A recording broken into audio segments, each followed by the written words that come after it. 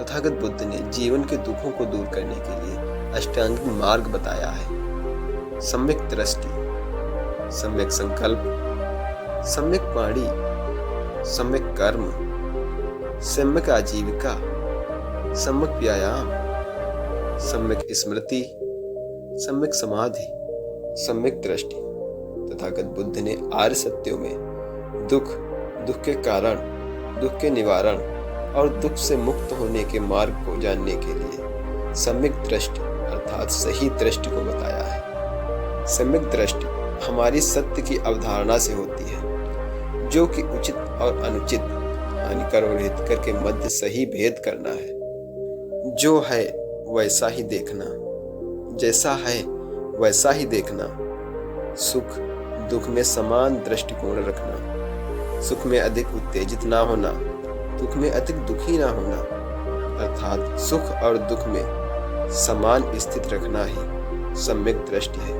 अपने हृदय से किसी बात की चिंता या घृणा न करना, ये जानना कि चिंता घृणा से रहित मन ही एकाग्र हो सकता है। करुणा यानी दया, मैत्री मित्रतापूर्ण भाव, मुदिता प्रसन्नता, खुशी, समता, समता यानी संतुलन, सम्यक संकल्प, अपने हृदय में चिंता या घृणा न करना। अपने हृदय में किसी भी बात की हमें चिंता और घृणा नहीं करनी चाहिए।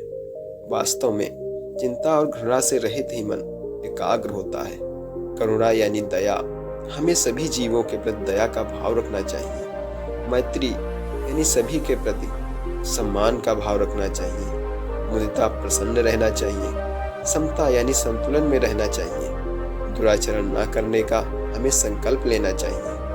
हमें कोई भी बुरा कार्य नहीं करना चाहिए। सदाचरण के लिए संकल्प लेना, हमें अच्छे आचरण के लिए संकल्प लेना चाहिए और अच्छे कार्य करने चाहिए। सम्यक वाक में भगवान बुद्ध ने वाणी के संयम की सीख दी है। सम्यक वाणी में भगवान बुद्ध ने झूठ ना बोलना, सत्य बोलने का अभ्यास करना और मधुर बोलने का अभ्यास करना, धम्म चर्चा का अभ्यास करना, किसी की बुराई और चुगली ना करना, किसी को कठोर वचन ना बोलना, सभी से मधुर वाणी बोलने की भगवान बुद्ध ने सीख दी है। सम्यक कर्म, सम्यक कर्म में भगवान बुद्ध ने हमें बताया है कर्म के साथ कर्म फल भी जुड़ा हुआ है, इसलिए हमारे कर्म से किसी का अहित ना हो। हम ऐसा कोई कार्य ना करें जिससे हमें या दूसरों को कोई हानि हो, कोई समस्या या तनाव हो। अहंकार और अहम को भूलकर दूसरों की गलतियों या बुराइयों से मुक्त अपने काम से काम रखना चाहिए। अपना दृष्टिकोण हमें सही रखना चाहिए। सम्यक आजीविका, मेहनत से आजीविका अर्जन करना।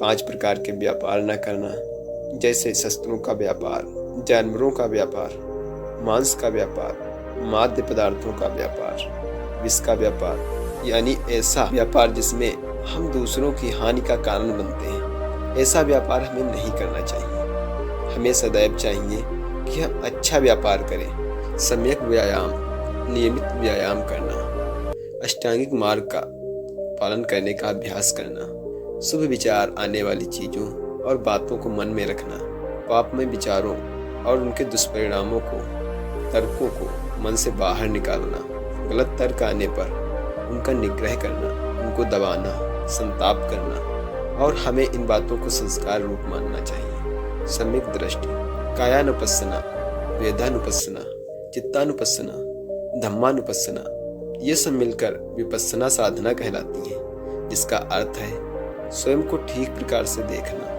यह जानना कि राग द्वेष से रहित ही मन एकाग्र हो सकता है। किसी भी मनुष्य को जिसे स्वयं को जानने की इच्छा हो, उसे विपस्सना अर्थात अपनी गलती का उसे पश्चाताप अवश्य करना चाहिए। इसी से उस दुख निवारण के पथ की शुरुआत होती है। सम्यक समाधि, अनुत्पन्न पाप धर्मों को न उत्पन्न होने देना, उत्पन्न पाप धर्मों के विनाश में रुचि लेना, अनुत्पन्न कुशल धर्मों के उत्पत्ति में रुचि रखना, उत्पन्न कुशल धर्मों की वृद्धि में रुचि रखना, निर्वाण, शाश्वत सुख, खुशी और परमानंद एवं विश्राम की स्थिति को प्राप्त करना।